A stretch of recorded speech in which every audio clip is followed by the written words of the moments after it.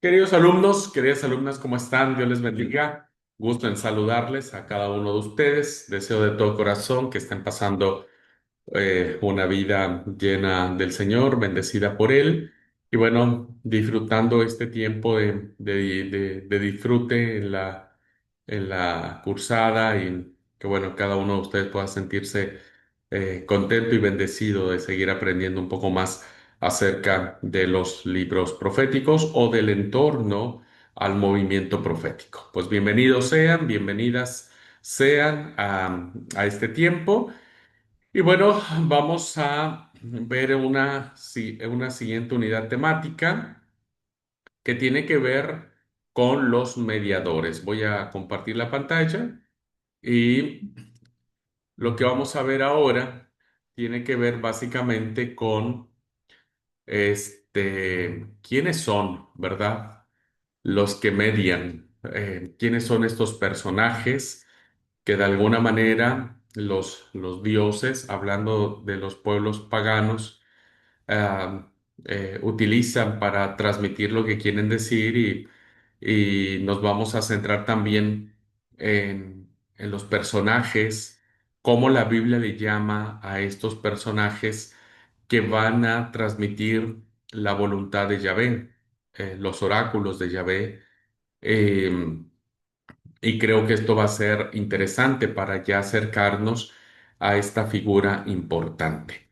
Bueno, como vimos en la clase anterior, los pueblos antiguos, ¿verdad?, compartían la idea de que los dioses podían y querían comunicarse con los hombres, con su creación.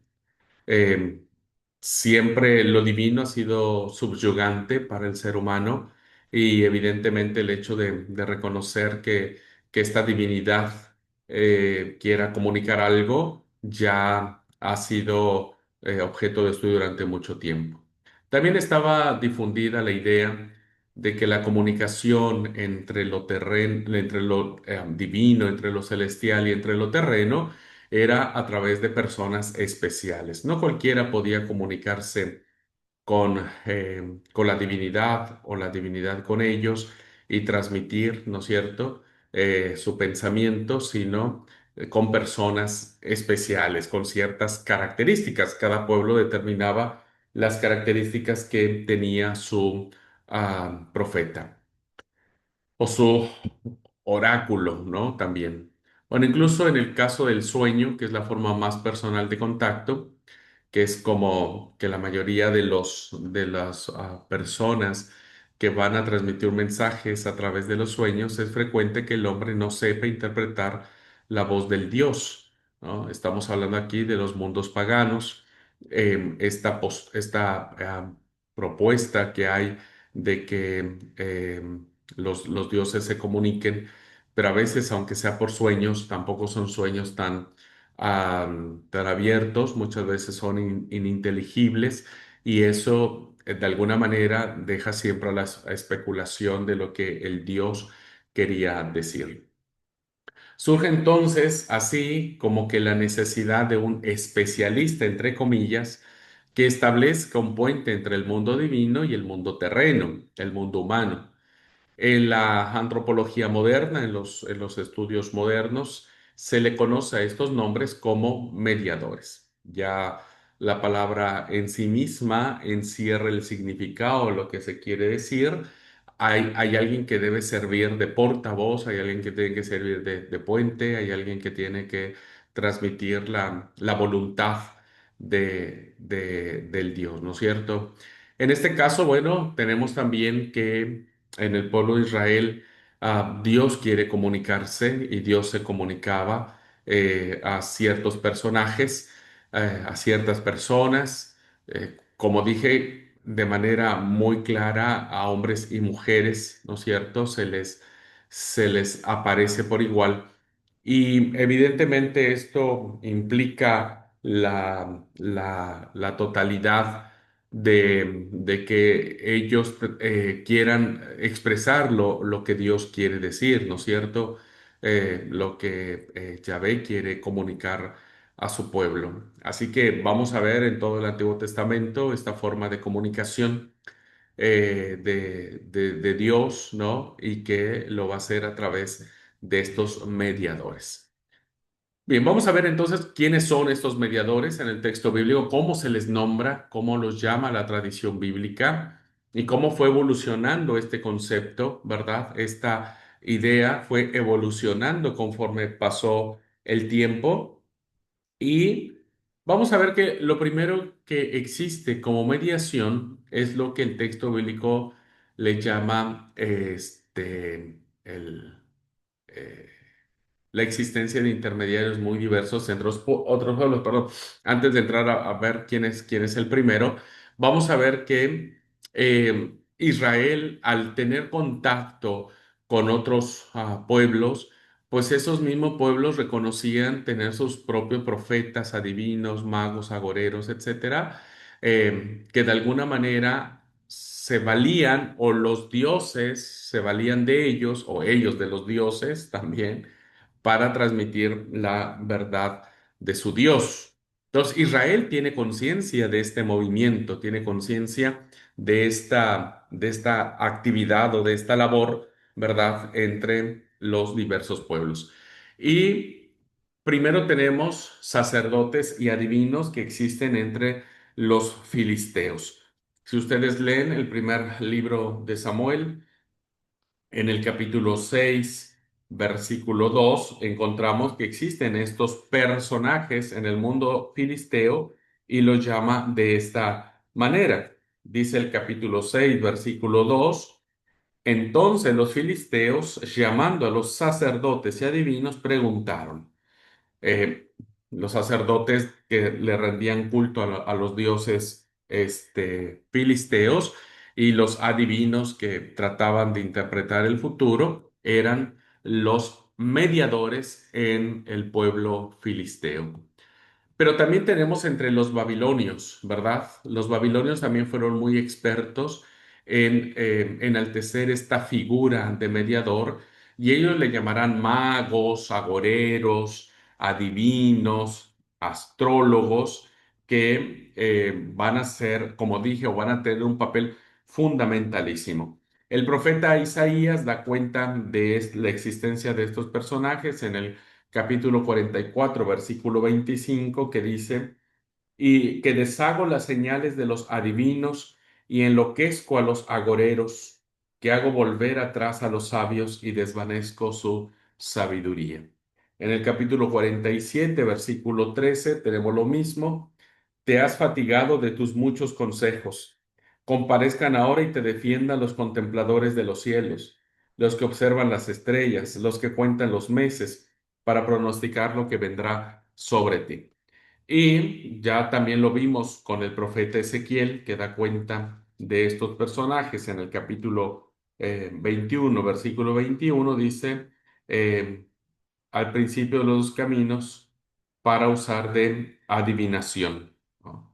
Entonces, claramente vemos que los babilonios practicaban de manera normal, diríamos, o de manera habitual estos, buscar estos designios, estos presagios, moviendo las saetas, todo lo que vimos en la unidad temática anterior que tenía que ver con los medios de adivinación. Israel tenía conciencia de eso y como vimos en la clase anterior, desafortunadamente muchos de ellos cayeron en estas prácticas adivinatorias.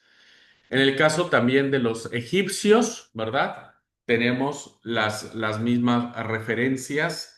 El profeta Isaías da cuenta de eso en el capítulo 19, versículo 3, que dice, y el espíritu de Egipto se desvanecerá en medio de él, y destruiré su consejo. Preguntarán a sus imágenes, a sus hechiceros, a sus evocadores y a sus adivinos. Entonces tenemos que también había estos mediadores en la cultura egipcia.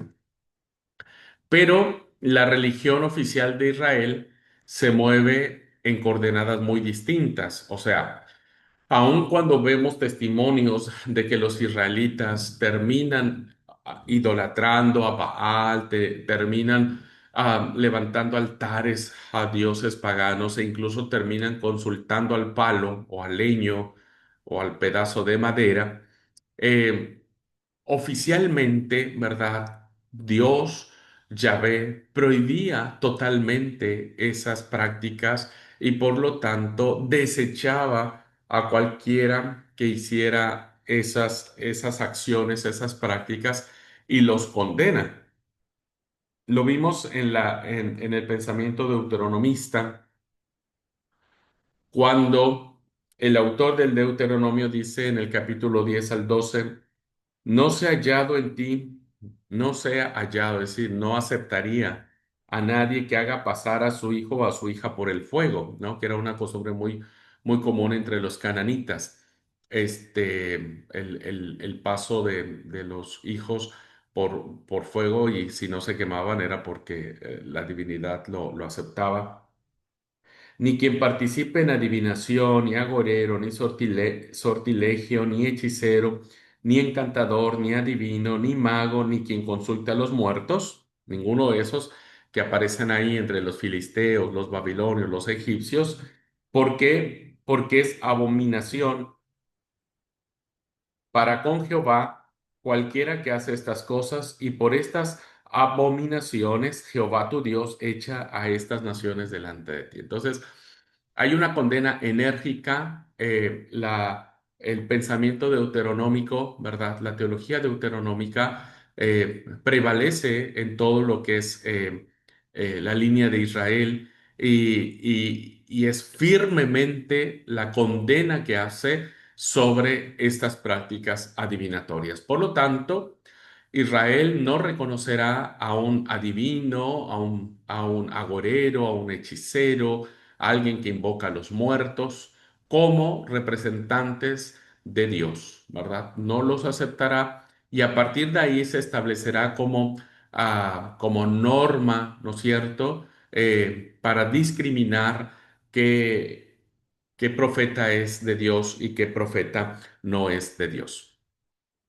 Bueno, una vez dicho esto, entonces el texto bíblico, insisto, no va a hablar sobre eso, aun cuando curiosamente la Biblia va a dejar por escrito, diríamos, la historia, los oráculos de Balaam, ¿verdad? Este sí es un profeta falso, es un profeta que no es de Dios, ¿verdad?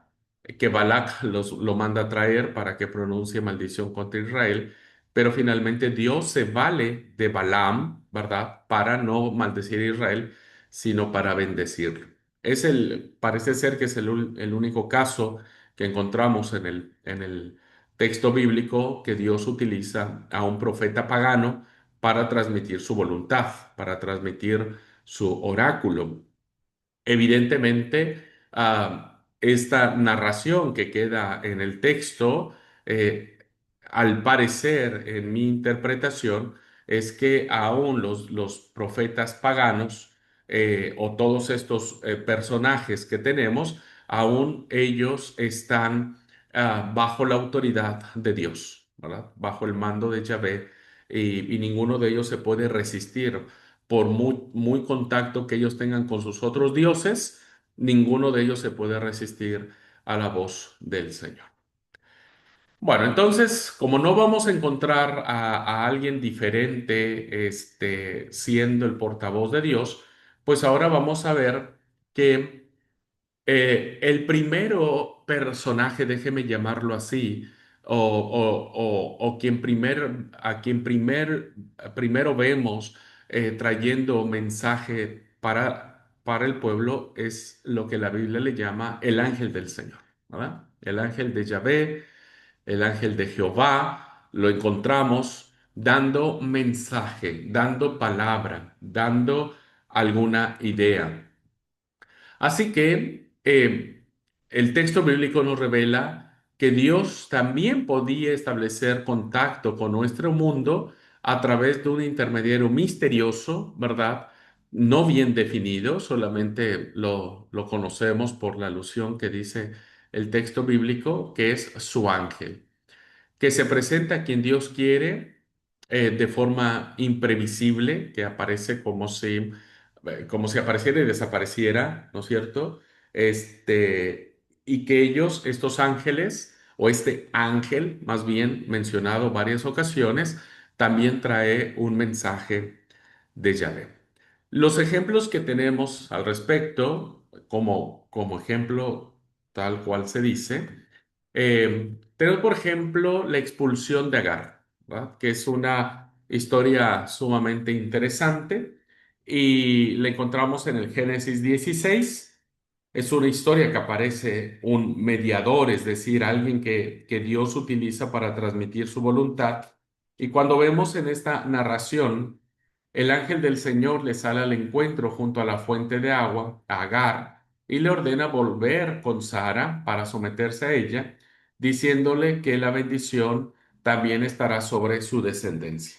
Bueno, esto es una historia que todos conocemos, la historia en la que Agar, la sierva de Abraham, queda embarazada de Abraham para darle un hijo. A su hijo después se llamará Ismael, ¿no es cierto? Entonces dice que Sara, ¿no es cierto? Afligía mucho o se afligía mucho por el tema de Agar, pues no quería ver a su rival en casa.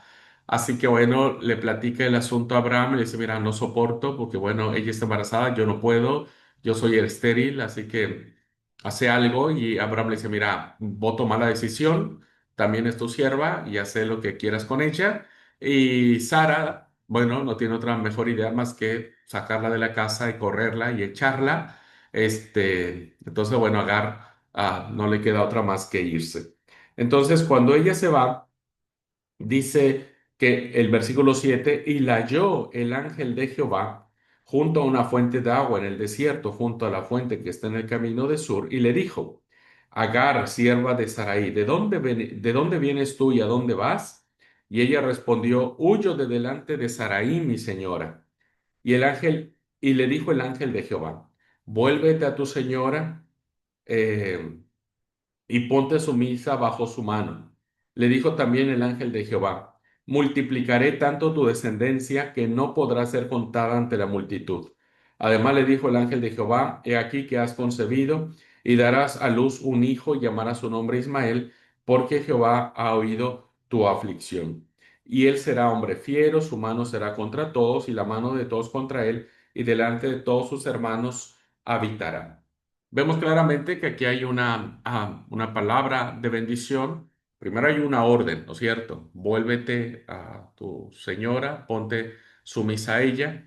Luego hay una promesa de decir, yo bendeciré tu descendencia. Y finalmente dice, bueno, tú estás embarazada, tendrás un hijo y tu hijo será muy valiente, muy aguerrido, ¿no?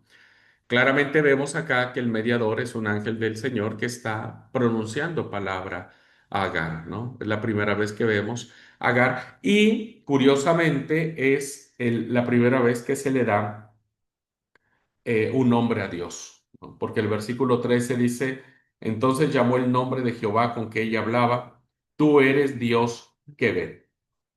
Fíjense cómo el relato bíblico dice que Agar sabe que es Yahvé, que es Dios mismo quien habló. Por eso dice, entonces llamó el nombre de Jehová que con ella hablaba. Ella no lo identifica como el ángel de Jehová, sino realmente como Jehová.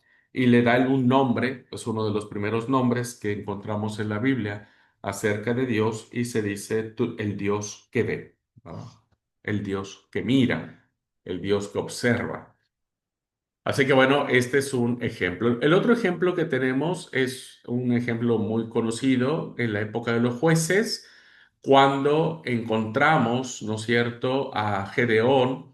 El pueblo de Israel estaba siendo atacado por los madianitas, por los moabitas, y bueno, están siendo destruidas sus cosechas, pues le estaban pasando mal los israelitas por mano de ellos. Entonces, Gedeón es visitado por un ángel y mientras Gedeón estaba limpiando el trigo, dice que el ángel de Jehová se le aparece sentado bajo la encina de Ofra y le ordena salvar a su pueblo de los madianitas.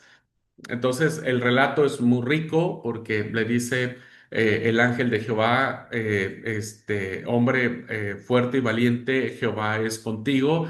Yo voy a poner la mano, voy a hacer que a través de tu mano los pueblos que amenazan a tu nación sean destruidos. Y después viene un diálogo, ¿verdad? Entre el ángel de Jehová y Gedeón, y Gedeón como que le pone ciertas pruebas a el ángel y dice, bueno, si realmente Yahvé está diciendo esto, bueno, vamos a hacer algunas pruebas para confirmarlo.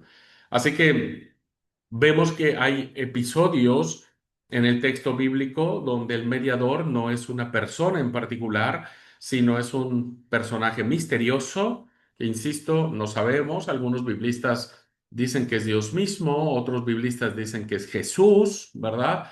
Eh, que es con quien habla el ángel de Jehová es Jesús en todas las veces en que aparece. Otros dicen que es un ángel que puede ser el de mayor rango que existe en el mundo angélico, que es Gabriel, ¿no es cierto? Etcétera. Pero no tenemos mayores referencias de quién es este personaje. Lo que sabemos es que usaba Dios a su ángel o al ángel para transmitir su voluntad. Bien, fuera de eso, entonces ahora sí nos colocamos en el ámbito terreno. Y el primer mediador que vamos a encontrar, alguien que va a transmitir la voluntad de Yahvé, se le llamarán los sacerdotes, ¿no? También habrá sacerdotes, perdón, no al estilo egipcio, no al estilo babilónico, no al estilo filisteo, sino sacerdotes que han sido consagrados a la liturgia del templo de Jehová y bueno, ellos también transmitirán palabra. Algunos de los procedimientos adivinatorios que tendrán los sacerdotes, cómo los sacerdotes sabrán cuál es la voluntad de Dios, usando lo que se conoce en el texto bíblico como el Urim y el Tumim. Y también van a echar manos del efod, ¿verdad? Tanto el Urim y el Tumim y el efod eran objetos, ¿no?, que encontramos en la Biblia que se usaban para saber la voluntad de Yahvé. Estos, estos elementos, hermanos, que aunque para nosotros nos suenen extraños, ¿verdad?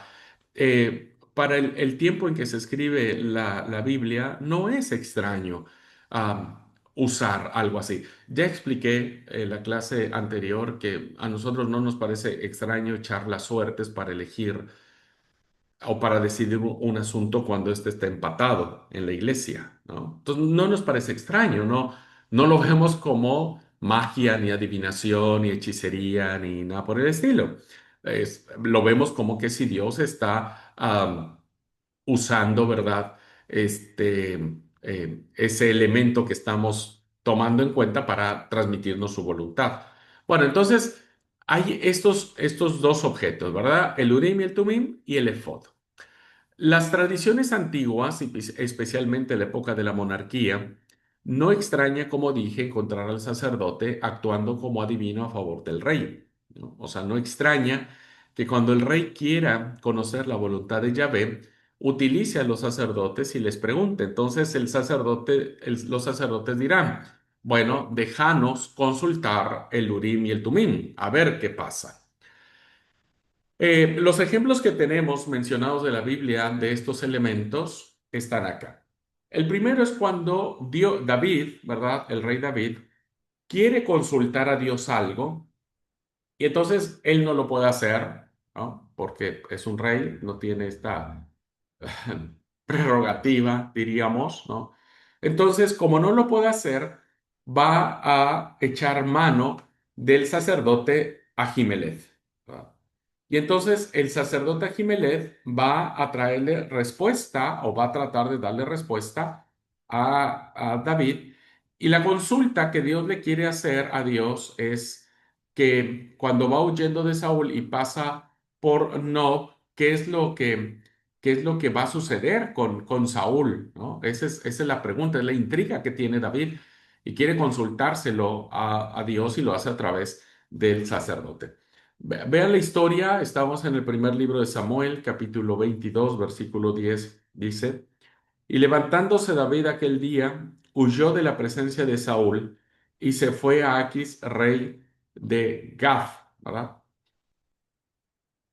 Ay, perdón, estoy leyendo el 21:10. Es 22:10, con razón no me cerraba la historia. 22:10 dice, eh, voy a leer el versículo 9, 22:9. Vamos a empezar desde el 22:9. Dice, para entender el contexto.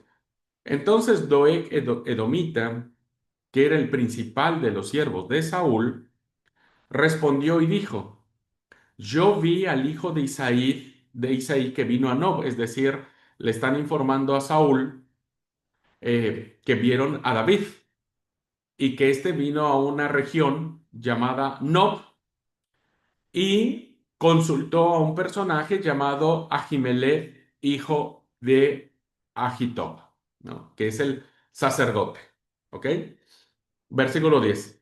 Dice, el cual consultó por él a Jehová y le dio provisiones. Es decir, le están informando, le están chusmeando a Saúl que David vino al sacerdote y consultó por medio del sacerdote a Dios, ¿no? Entonces, el sacerdote se convierte en el mediador para conocer la voluntad de Yahvé. Y luego sigue diciendo la historia, y como reconoce el mismo Ahimelech, porque van y le preguntan, ¿no es cierto?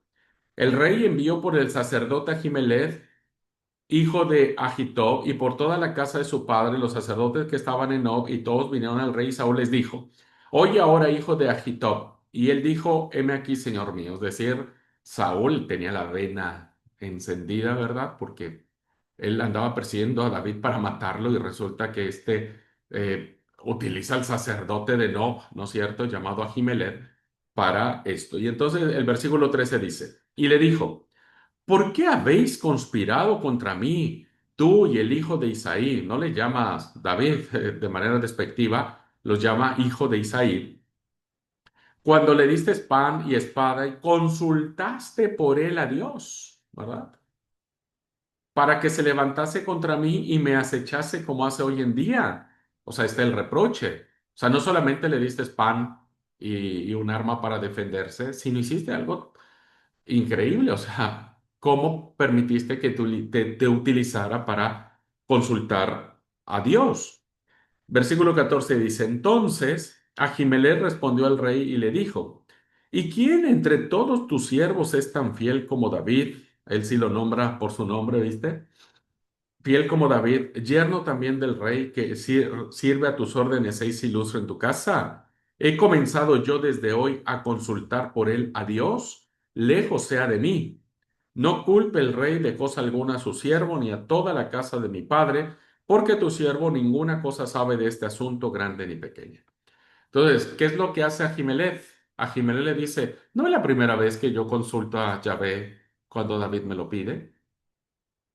O sea, él mismo reconoce, ¿verdad? Que ha hecho este espacio de medición, lo cual demuestra que esta actividad era una de las fundamentales del sacerdote. El sacerdote de manera recurrente ayudaba al rey, en este caso a David, ¿no? Porque dice, he comenzado desde hoy a consultar por él a Dios, ¿no? Es una pregunta irónica, o sea, ¿pensás que es la primera vez que lo hago? Y eso nos da a entender que efectivamente no era la primera vez, sino que era una acción recurrente dentro del sacerdocio al inicio. Acuérdense, estamos al inicio de la monarquía. ¿Ok? Bien, vamos a hablar un poquitito qué eran estos medios de adivinación. No sabemos qué usó Ahimelech en este caso en particular para consultar a Dios de la pregunta que le pudo haber hecho David, ¿no? O las preguntas que pudo haberle hecho David. Pero bíblicamente entendemos que los sacerdotes usaban estos elementos sacerdotales, el Urim y el Tumim y el Efod, ¿no? Bueno, vamos a ver el primero, que tiene que ver con el Urim y el Tumim. Nos situamos en el primer libro de Samuel, capítulo 28, versículo 6, y vamos a encontrar esta historia que tiene que ver ahora con Saúl, ¿no? Y resulta que Saúl está a punto de entablar una batalla final contra los filisteos en los montes de Gelboé. Recuerden que los filisteos eran los enemigos número uno de Israel. Y Saúl de alguna manera quiso ponerle freno. No lo logró, pero bueno, tenía una batalla muy poderosa dentro de poco tiempo. Y entonces el capítulo 28 versículo 6 dice... Y consultó Saúl a Jehová, pero Jehová no le respondió ni por sueño, es decir, este medio frecuente de transmitir la voluntad de Yahvé no apareció.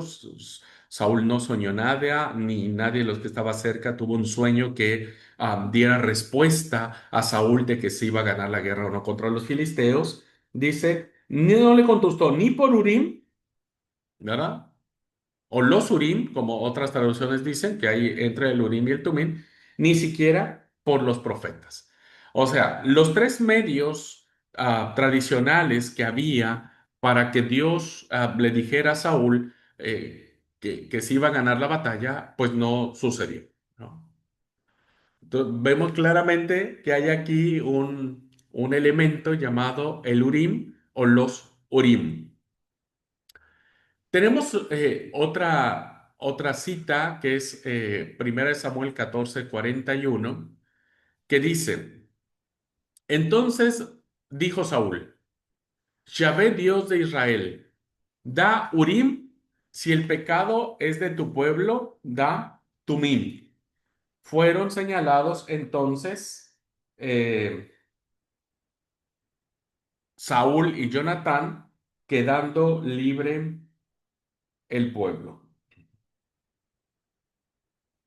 Bueno.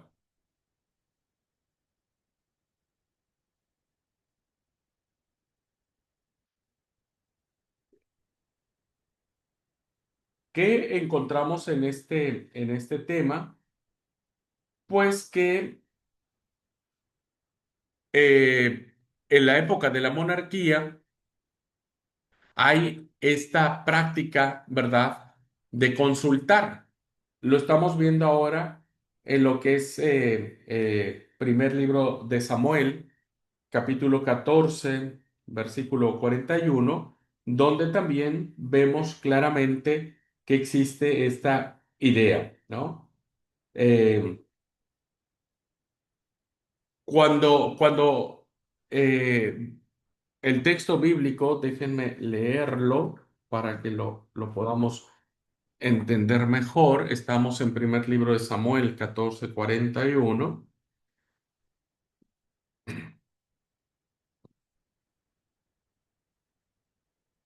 En esta versión que Reina Valera dice, entonces dijo Saúl a Jehová, Dios de Israel, da suerte perfecta, da suerte, ¿no? Que era una forma de adivinación, diríamos, pero la traducción correcta es da Urim, ¿no? Da suerte. Y el Urim o la suerte cayó sobre Jonatán y Saúl y el pueblo salió libre. Eh, el versículo 42 dijo, y Saúl dijo, echad Urim entre mí y Jonatán mi hijo, y el Urim cayó sobre Jonatán. Claramente vemos acá el tema de consultar a Dios a través de estos elementos. Y cuando vemos el uso del Urim y el Tumim, se usa principalmente para confirmar la elección divina de una autoridad, ¿no? ¿Qué es lo que nosotros hacemos hoy? No tenemos Urim y Tumim, solamente tenemos papelitos donde ponemos dos papelitos con los dos nombres y el que salga es... y esto es lo que encontramos en Números 27, versículo 21.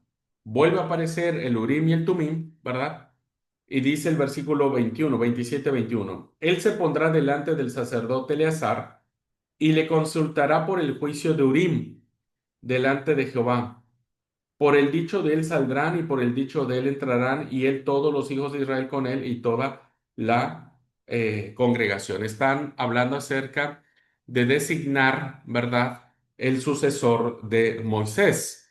Entonces se usa el Urim, ¿verdad? Dice, se presentará a Eleazar, el sacerdote, que consultará por él al Señor por medio de Urim, o como en otras traducciones dice, por medio de las suertes.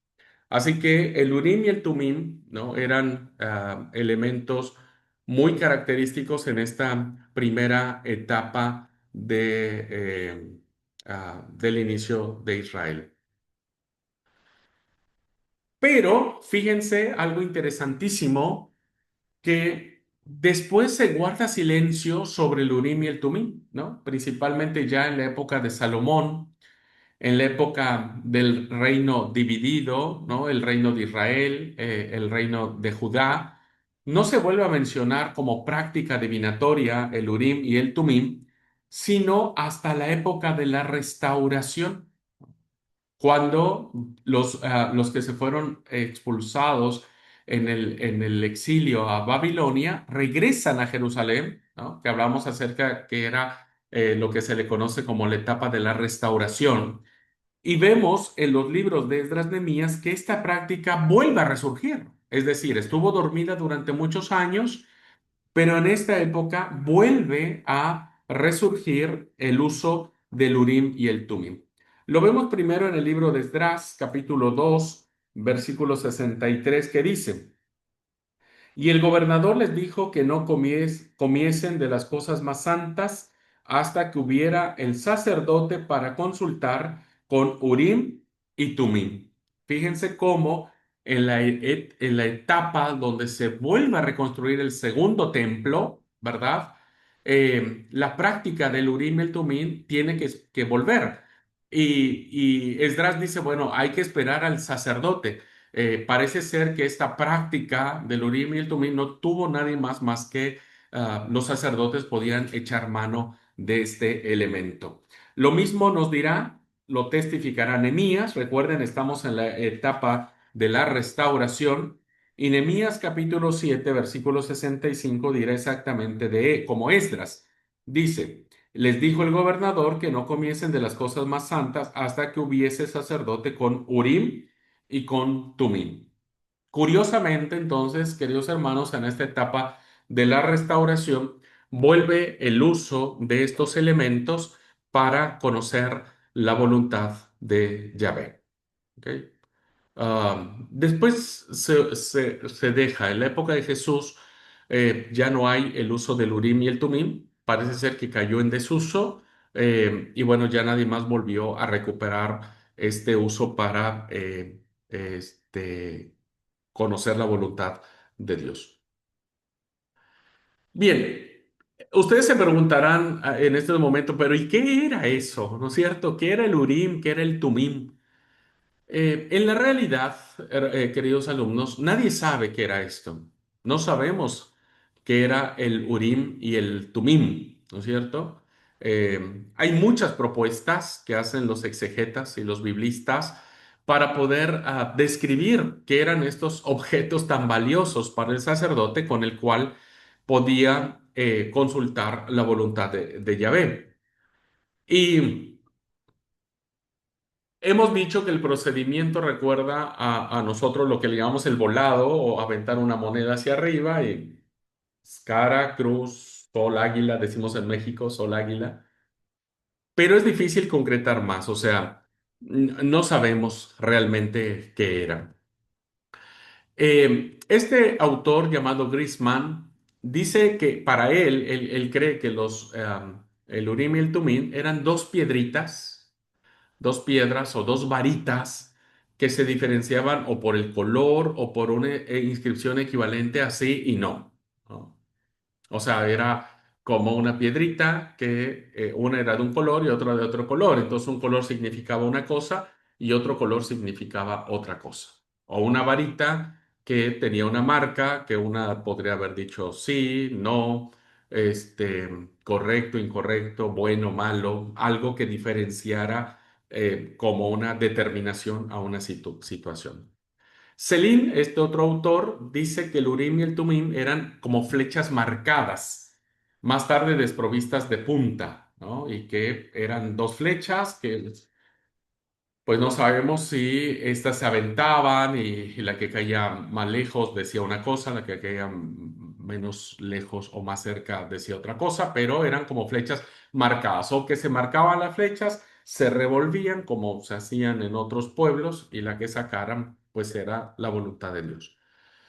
Este otro autor, Doller, ¿verdad? También coincide que eran como dos piedras, una piedrita, a diferencia de Grisman que decía que por colores, Dollar dice que era una piedra primero con la letra Aleph, que es la inicial de Urim, y con la letra Tau, que es la inicial de Tumim.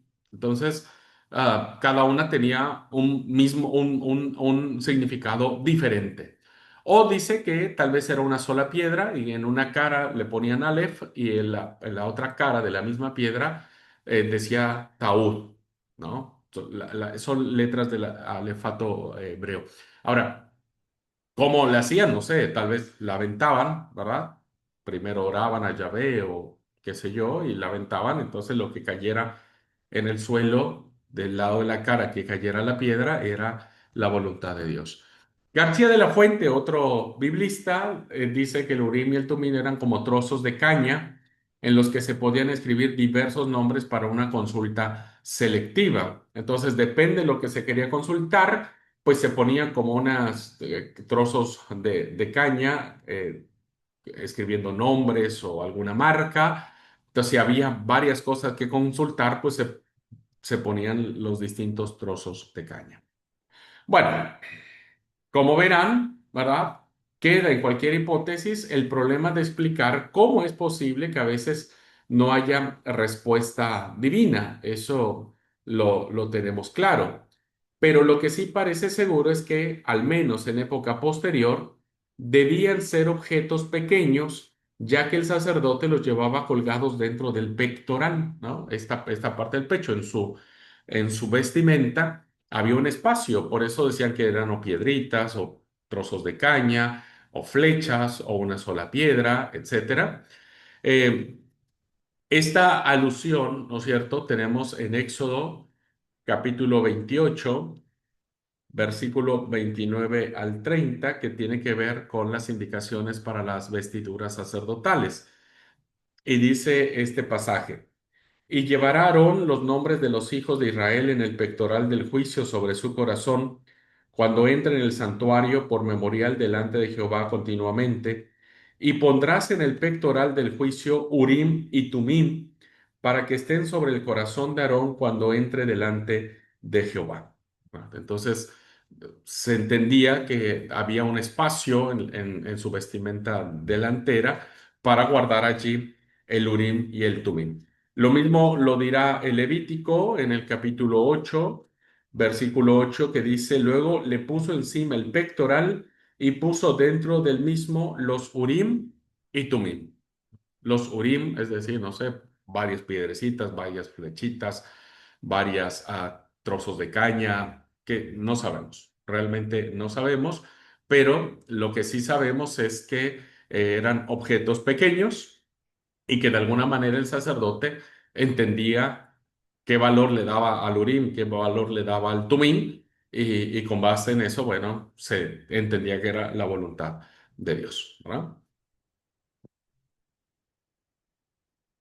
Lo interesante de esto, hermanos, es ver cómo eh, se usaban esta serie de instrumentos o de prácticas, diríamos, con instrumentos para conocer la voluntad de Dios que en ese momento escaseaba, ¿no es cierto? En el caso de Saúl, cuando él quiso consultar los sueños, el Urim y el Tumim y los profetas, y no hubo respuesta, bueno, vemos claramente que es la voluntad de Dios cuando determina hablar y cuando no.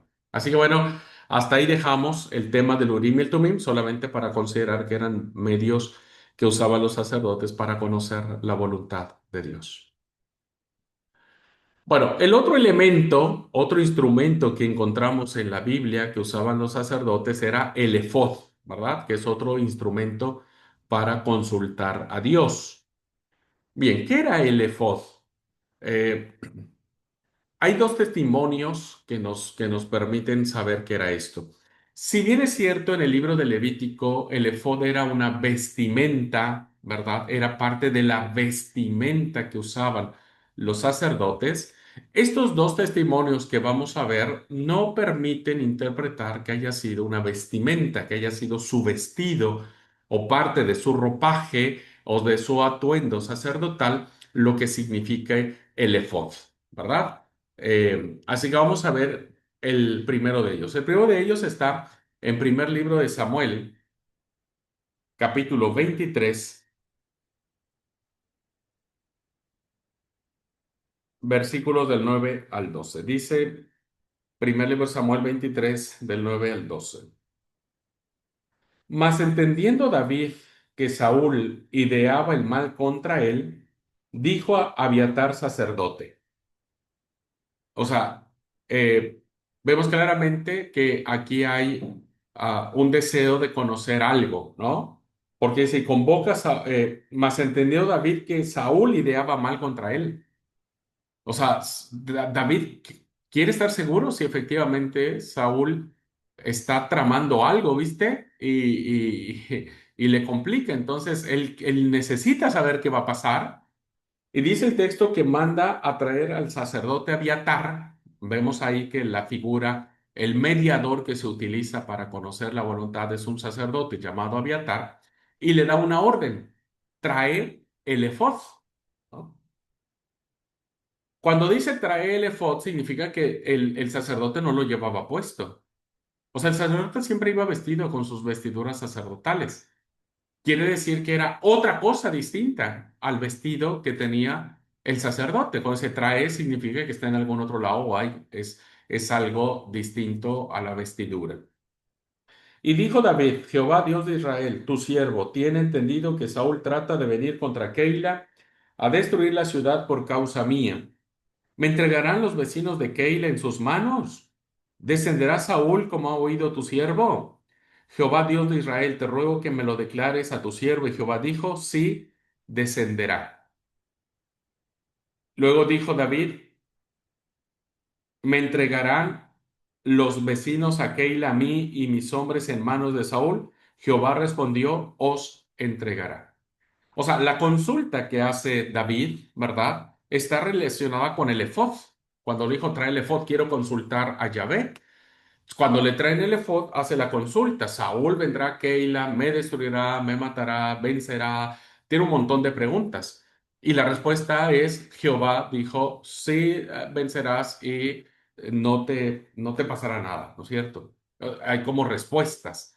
Evidentemente, el efod es algo que utiliza el sacerdote para consultar a Yahvé. ¿Ok? Tenemos otro testimonio en el mismo libro de Samuel, ahora en el capítulo 30, versículos 7 al 8. Dice, y dijo David al sacerdote Abiatar, vuelve a aparecer otro mediador, y este, como estamos viendo, son los sacerdotes. Recuerda, estamos viendo los mediadores llamados sacerdotes. Hijo de Ahimelech, te ruego que me acerques el efod. Vuelve otra vez esta expresión como diciendo, es algo que es ajeno, que hay que traer para consultar. Y Abiatar acercó el efod a David, ¿no? O sea, no es que dijo, se quitó algo de la ropa y se la dio a David. Dice que le acercó el efod. Y David consultó a Jehová diciendo, perseguiré a estos merodeadores, los podré alcanzar. Vuelve a hacer consultas al efod. Y él le dijo, síguelos, ¿no? El sacerdote parece ser que usa mano del efod y dice, síguelos, porque ciertamente los alcanzarás y de cierto librarás a los cautivos. Eh, bueno, hay una respuesta, ¿verdad? Hay una consulta y por lo tanto hay una respuesta y seguimos teniendo entre medio un objeto extraño, que no sabemos qué es, llamado el efod.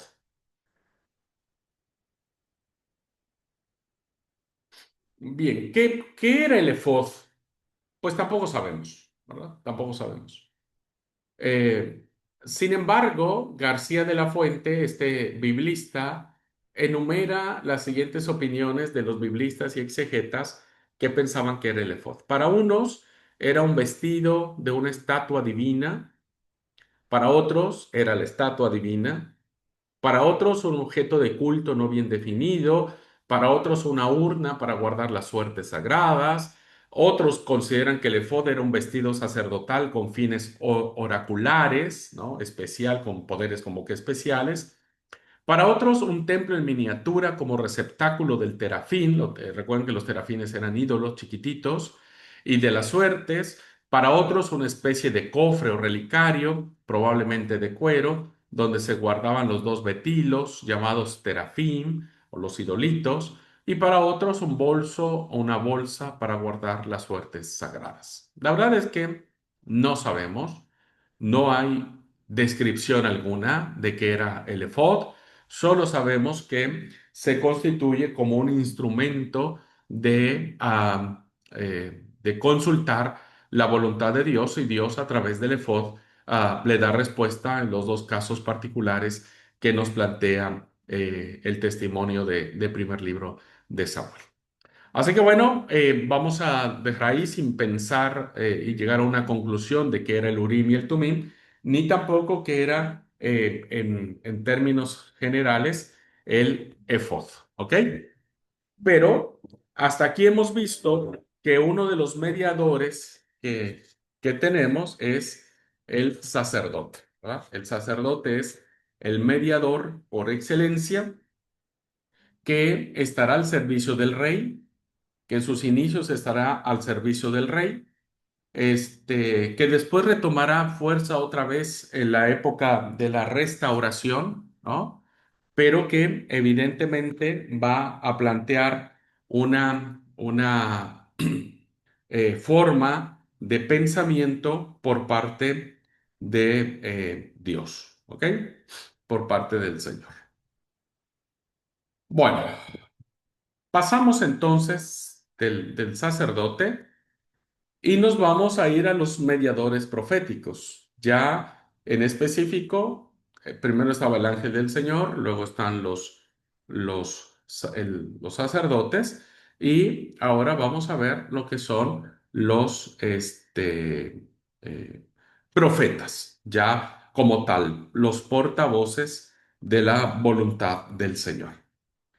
En nuestra mentalidad y en la mentalidad del pueblo de Israel, el gran intermediario para conocer el futuro es el profeta, ¿no? Porque el profetismo pervivió durante mucho tiempo, más allá de las menciones salpicadas del ángel de Jehová, más allá de las menciones salpicadas de la función de los sacerdotes, el profetismo permeó todo habido y por haber.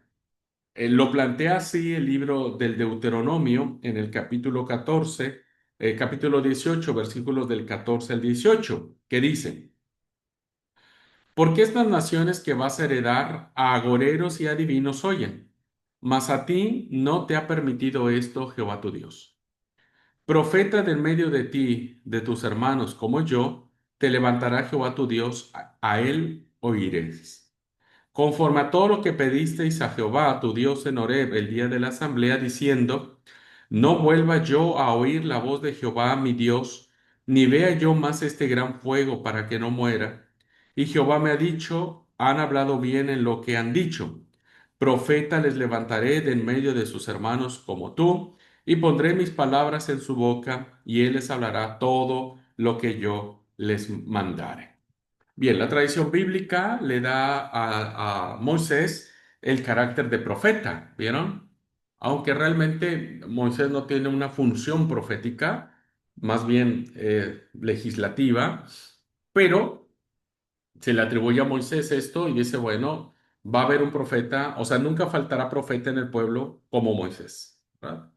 Así que el profeta va a ser el canal por excelencia para conocer la voz del Señor. Ahora, nosotros no usamos, perdón, nosotros usamos una sola palabra para referirnos a estos personajes.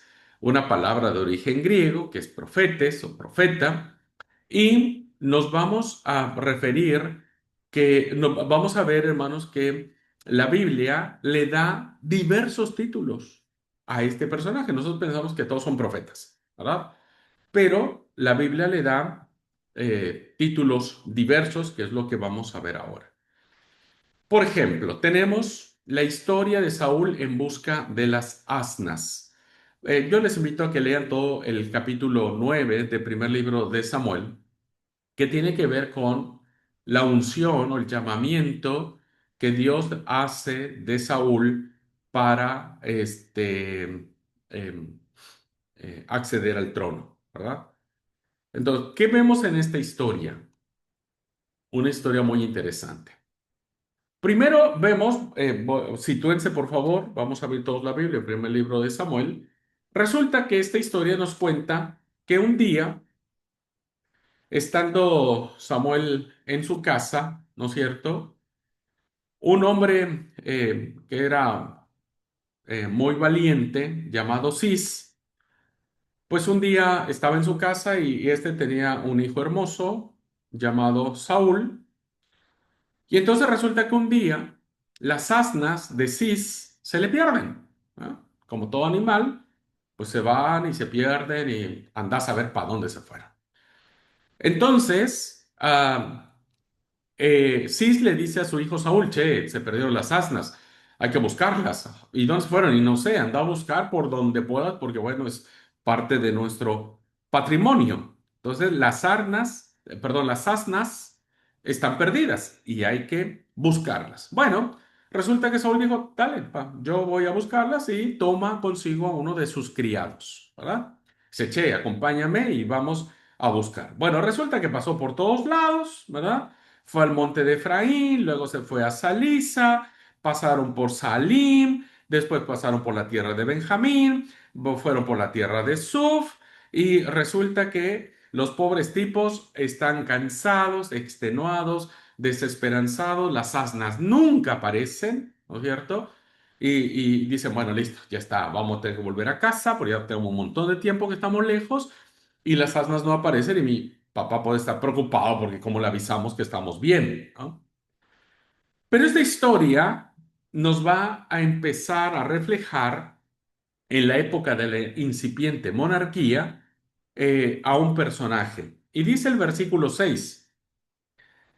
Él respondió cuando le dijo Saúl a su criado, che, volvamos a casa. El criado respondió y dijo, no, para, dice este versículo 6. He aquí, ahora hay en esta ciudad, ¿verdad? Un varón de Dios o un hombre de Dios, que es hombre insigne. Todo lo que él dice acontece sin falta. Vean cómo vemos que en aquel tiempo había estos personajes, ¿verdad? Que lo que ellos decían se cumplía. Y entonces eran personas honorables, personas confiables. Y en ese sentido, dice Saúl, ok, dice el versículo siguiente. Perdón, el versículo 10 dice, cuando entran a la ciudad, dice, ok, pues vamos a la ciudad para encontrar, ok, entran a la ciudad, dicen, hija, ¿y dónde vamos? ¿Dónde lo encontramos? El versículo 10 dice que cuando entran a la ciudad, ¿verdad? Se encuentran con unas personas y le preguntan, aquí es donde vive. Había unas doncellas que salieron, ¿verdad? Y bueno, primero en el versículo de Dios dice, entonces Saúl le dijo a su criado, dices bien, vamos. Y fueron a la ciudad donde estaba el varón de Dios. Vuelvo otra vez a repetir esta asignación. Bueno, resulta que cuando entran dicen, ok, estamos en la ciudad, pues no sabemos dónde está. Y le preguntan a unas chicas que pasan por ahí, el versículo 11, y las chicas le preguntaron. Dice el versículo 11, cuando subían por la cuesta de la ciudad hallaron unas doncellas que salían por agua, a las cuales le dijeron, ¿está en este lugar el vidente? Vean cómo la narración el autor de esta narración, hace unos giros impresionantes para establecernos cuál era el nombre o la identificación que tenían estos personajes. Versículo 6 y versículo 10, Saúl y el criado lo llaman varón de Dios, ¿verdad? Pero en el versículo 11 lo llaman vidente, que es otra acepción del mismo personaje, solo que ya no se llama varón de Dios, sino se llama vidente.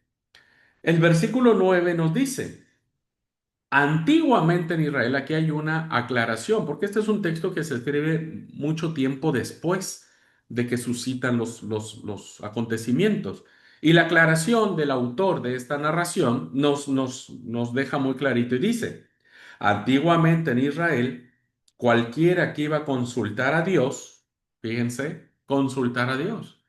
Aquí está el movimiento de decir, queremos saber la voluntad o la voz de Yahvé. Bueno, dice, antiguamente, cuando se quería consultar a Dios, se decía, venid y vamos al vidente, ¿verdad?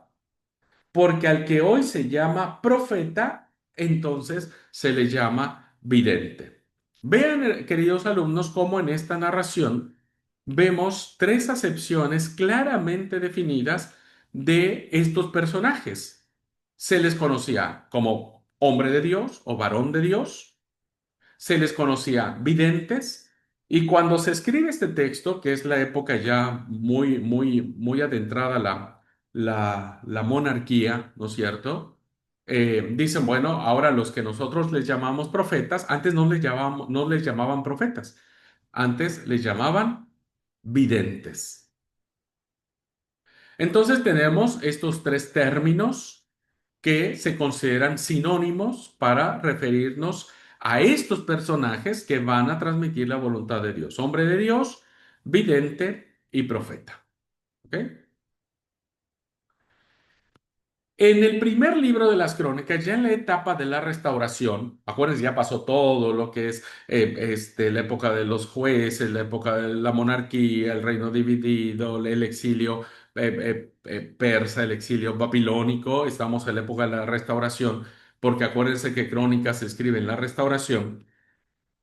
Encontramos ya desarrollados el concepto de estos tres personajes, o de estas tres acepciones. Dice el primer libro de las Crónicas, capítulo 29 así. Y los hechos del rey David, primeros y postreros, están escritos en el libro de las Crónicas de Samuel, vidente. ¿No? Ac- ¿Cómo se conoció después de muchos siglos cuando Samuel ya había muerto hace un montonal de años? Bueno, la tradición del pueblo lo recuerda como el vidente.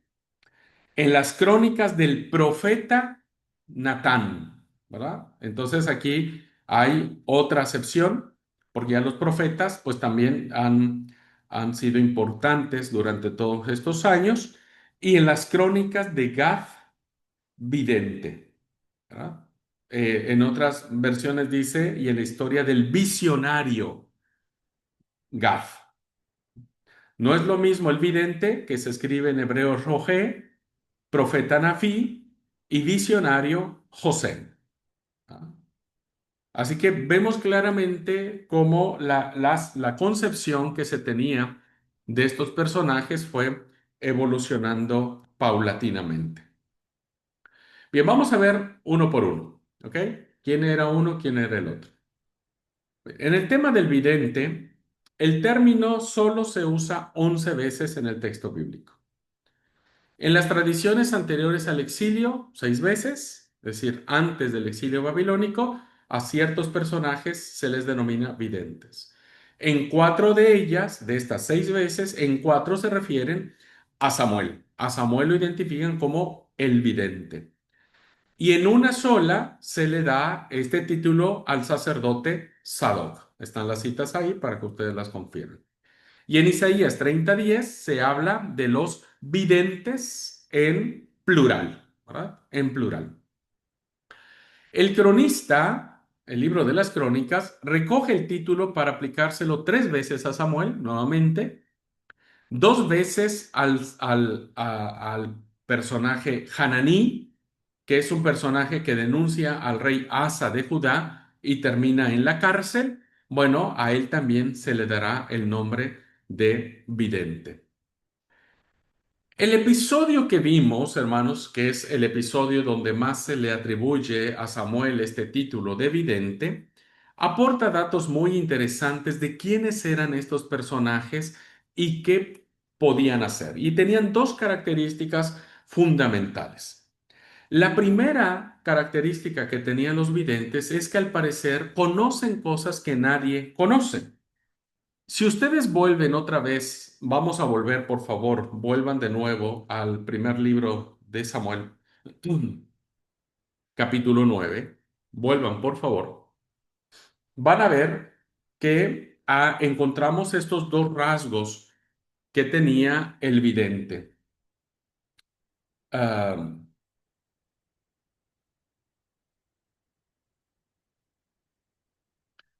dice el versículo 18, capítulo 9, versículo 18 del primer libro de Samuel. Acercándose pues Saúl a Samuel en medio de la puerta le dijo, te ruego que me enseñes dónde está la casa del vidente. Saúl no tiene ni la más pálida idea de que está hablando con el vidente, ¿verdad? Y Samuel respondió a Saúl diciendo, yo soy el vidente.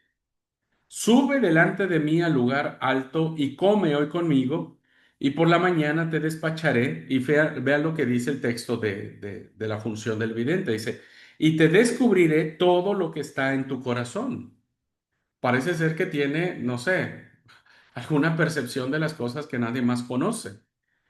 Y vean lo que dice el versículo 20. Y de las asnas que se te perdieron hace ya 3 días, pierde cuidado de ellas porque ya se encontraron. O sea, ¿quién le dijo a Samuel que Saúl estaba buscando unas asnas? Nadie. ¿Cómo lo sabe? No lo sabemos, pero lo que sabemos es que lo sabe.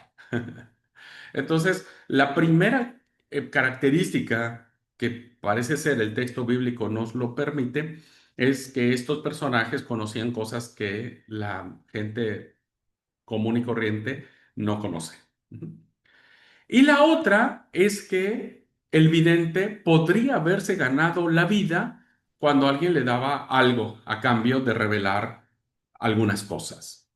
¿Cómo sabemos esto? Volvemos otra vez al texto y dice, vamos a ver el versículo número 6, Primera de Samuel 9:6. Dice, él respondió, he aquí ahora hay en esta ciudad un varón de Dios que es hombre insigne, todo lo que él dice acontece sin falta. Vamos pues allá, quizás nos dará alguna indicación acerca del objeto por el cual emprendimos nuestro camino. Entonces, ellos mismos saben, ¿verdad? Que este hombre insigne, este hombre de Dios, les puede dar la respuesta, o sea, les puede solucionar el problema, les puede decir dónde están las asnas. Saben que puede hacerlo, porque era una práctica muy común. Pero ahora ve lo que dice el versículo 7. Respondió Saúl a su criado, vamos ahora, pero ¿qué llevaremos al varón? Hay hay una inquietud, es decir, ¿pero y qué le vamos a dar? ¿No? ¿Con qué le vamos a pagar? Porque fíjense lo que dice, porque el pan de nuestras alforjas se ha acabado y no tenemos que ofrecerle al varón de Dios. No tenemos, o sea, parece ser que era costumbre que cuando alguien iba a consultar algo, llevara, o pan en este caso, algún alimento, porque Saúl está pensando, decía, bueno, ya ni pan tenemos, pues ya nos comimos todo. ¿Qué tenemos? No tenemos nada, ¿no? Y vean entonces lo que dice el criado. ¿Cómo resuelve el problema? Versículo 8. Entonces volvió el criado a responder a Saúl diciendo, he aquí se halla en mi mano la cuarta parte de un ciclo de plata. Esto daré al varón de Dios para que nos declare nuestro camino. Entonces, la preocupación no era si el varón de Dios podía decirles dónde estaban las asnas. La preocupación era cómo le pagamos por sus servicios. Entonces, como no llevan pan, el criado de Saúl le dijo, tranquilo, yo llevo aquí unos mangos y con eso le pagamos, ¿no? Y con eso nos va a ayudar a encontrar las asnas. Bueno, allí podemos encontrar claramente que es probable que el varón de Dios en aquellos tiempos se pudiese ganar la vida o pudiese sostenerse mediante esta situación. No era un pago porque el relato no dice, bueno, cobra tanto y no tenemos, sino dicen, bueno, sabemos que lo que le podamos llevar va a estar bien y con eso nos va a ayudar. Bien, esto eran algunos rasgos que al parecer por la lectura que tenemos de Samuel deducimos, ¿verdad? Después no tenemos más descripción de qué es lo que hacían los videntes, solamente las menciones, las 11 menciones que hay en el texto antiguo sobre esta acepción. Luego pasemos al otro que es el tema del visionario. En segunda de Samuel 24:11 se habla del profeta Nabí, Gad, que era el visionario del rey. Esta es otra forma en que se le denominaban a estos mediadores. Es una expresión muy curiosa porque parece sugerir que la misión de este profeta era asistir al rey con sus visiones.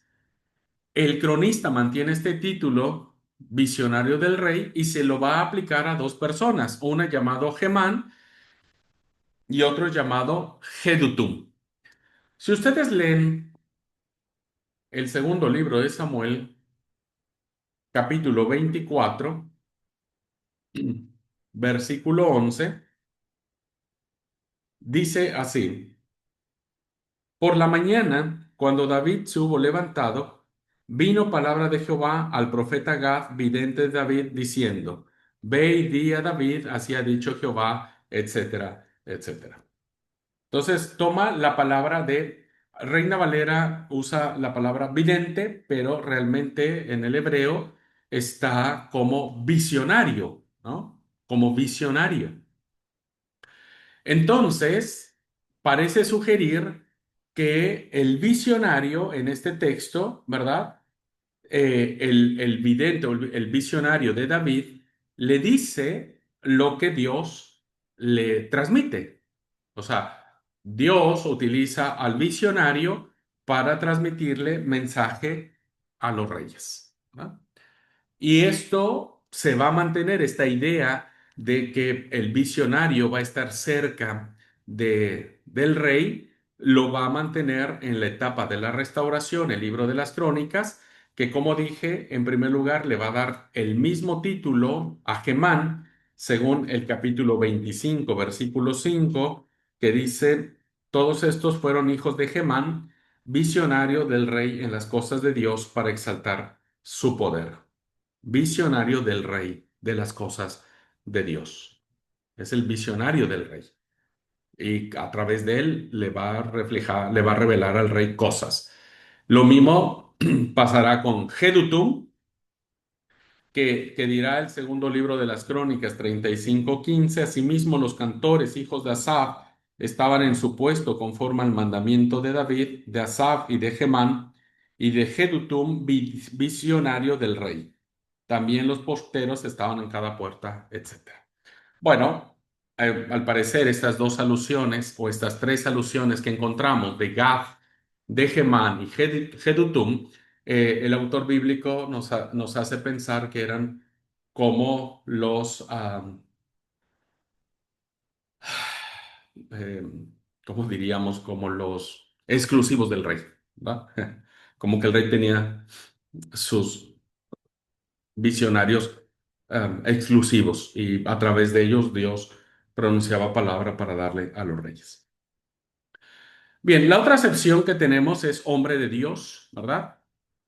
Mucho más frecuente que las anteriores es este título porque aparece 76 veces en el texto antiguo esta afirmación que se le da a estos personajes, estos mediadores. 55 de ellas, de estas menciones, están en el libro de los Reyes.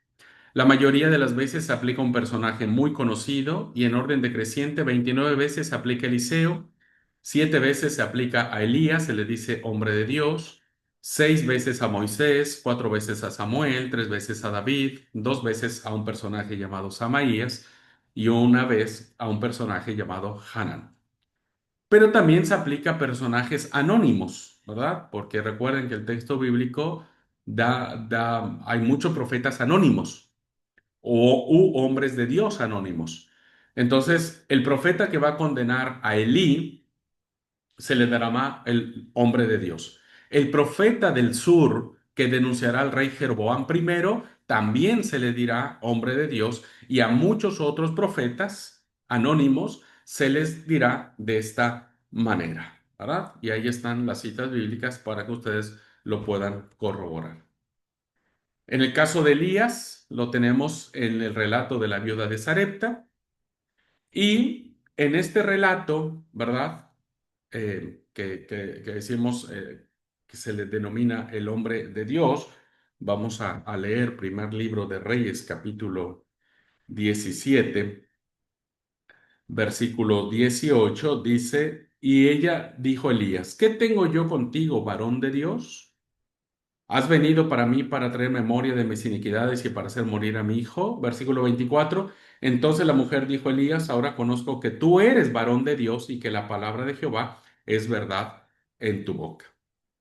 Si nos preguntamos qué predomina en estas tradiciones y qué pudo haber motivado el uso de este título, de nombrarlos de esta forma, la respuesta puede ser que el hombre de Dios, este título que se le da a estos personajes, posee una relación tan estrecha con el Señor, tan estrecha, que puede obrar los mayores milagros.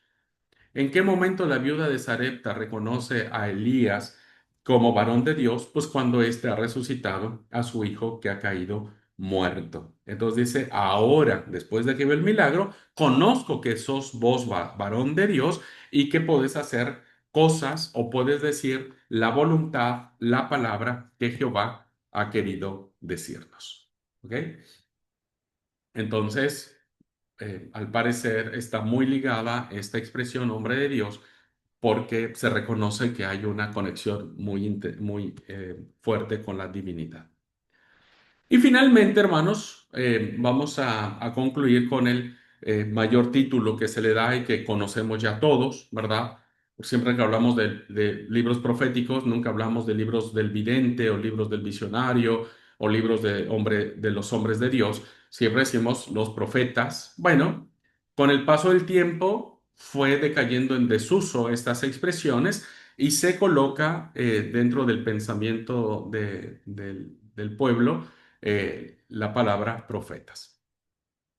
Y vean ustedes que a diferencia de los otros títulos, pues este es el título que mayor se usa, 315 veces. Se usa en el Antiguo Testamento, ¿verdad? 46 veces se usa el término Naví, ¿no? Que es el clásico para referirse a los profetas. Sobre todo a finales del siglo VII y durante el siglo VI, coincidiendo con la redacción de la historia de Deuteronomista, se aplica con mayor fuerza en los libros del profeta Jeremías, Ezequiel y Zacarías, que son profetas del exilio y profeta del post-exilio. El sentido y la función del Naví o del profeta, ¿no es cierto?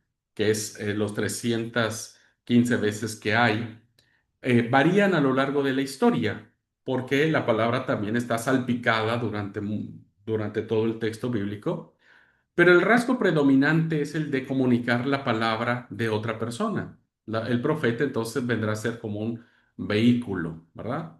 Igual que Aarón se convierte en el profeta de Moisés, es decir, en el Naví de Moisés, y le va a servir de intérprete. Recuerden que Aarón se convierte en el que habla, ¿verdad? En nombre de Moisés, porque al parecer Moisés no hablaba tan bien, entonces necesita que hable alguien en su nombre y representación, y para eso está Aarón. En ese sentido, los hombres, y agrego aquí, las mujeres, se convierten en Nevi'im o de Baal, porque hay profetas falsos, ¿verdad?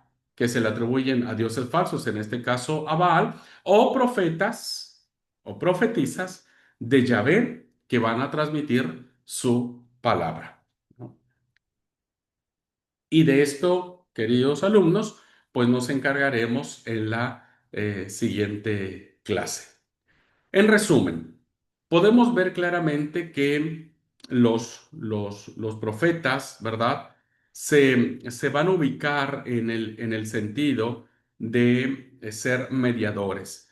En la próxima clase vamos a hablar acerca ya de los profetas y vamos a ver las experiencias que ellos tienen respecto de su función como mediadores y como portavoces de el mensaje de Yahvé. ¿Ok?